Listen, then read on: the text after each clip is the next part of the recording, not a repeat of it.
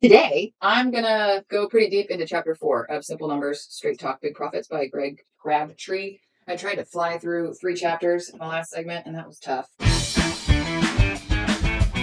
Chapter 4 is titled Business Physics, the 4 Forces of Cash Flow. And these 4 forces of cash flow are paying your taxes, repaying your debt, reaching your core capital target, and taking profit distributions. He talks about how paying taxes is not a bad thing. And if you try to avoid it and reduce your taxable rate by buying equipment or a new car or something like that, those are unhealthy choices for your business. And he explains why. Personal side note, I've always kind of loved the feeling of writing a check for taxes and knowing that the money was there. I don't know if my mind's just wired backwards or what. I've always felt like that was a direct indication of success. And guess what? It is. So thanks, Greg, for affirming that. There's a quote on page 55. It says, "Don't compromise your ability to sell your business by making questionable distributions or paying personal bills with company funds. Don't be a dodo and treat your business like a business."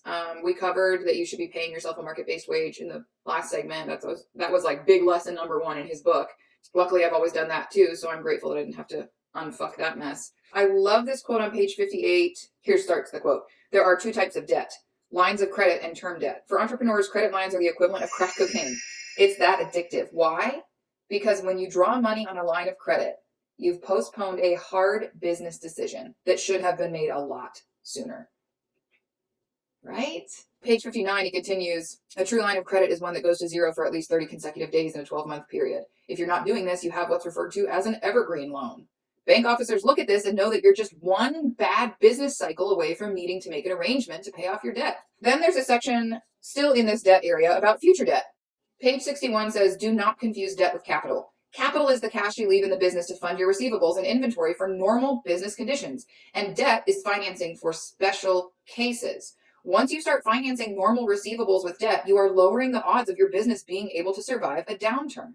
The next force of cash flow is core capital. Core capital is 2 months of your operating expenses.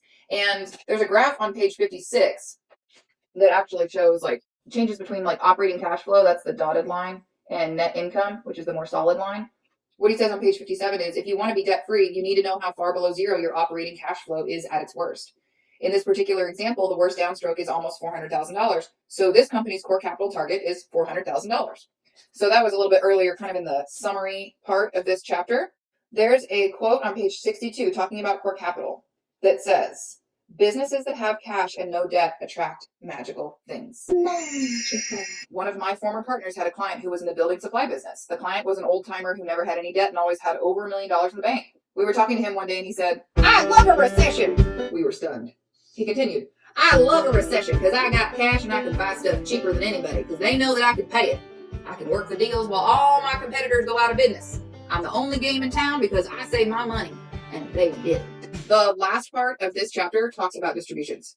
"Consistent profits over time allow you to build equity by keeping those profits in the business, which then allows you to hit your core capital target, which then allows you to have excess cash that you can take out without damaging your business's ability to grow or deal with struggles." This ties back to the basic philosophy that if you pay yourself a market-based wage, then you can live off that salary. Then you can leave the after-tax profits in the business until it is healthy and you can reach your core capital target. After that, you can start to take distributions that are beyond the tax expenses. I know that I just read a lot of chapter 4. This was more of a, highlight reel than anything, but there is so much in this book that I wish I had known even 2 years ago, let alone 7.5 years ago when I started the business. I think this is a must read, not just for business owners, but for their accountants and their CFOs, period. Anybody that's advising or helping manage the finances. I'm going to have our fractional CFO read this so that when I talk about these things, he's like, "Yeah, I know what you're talking about." There's a lot that I skipped that should be read. So please get the book. Please read it. And I'll follow this up with one last segment for you. Till next time. Bye.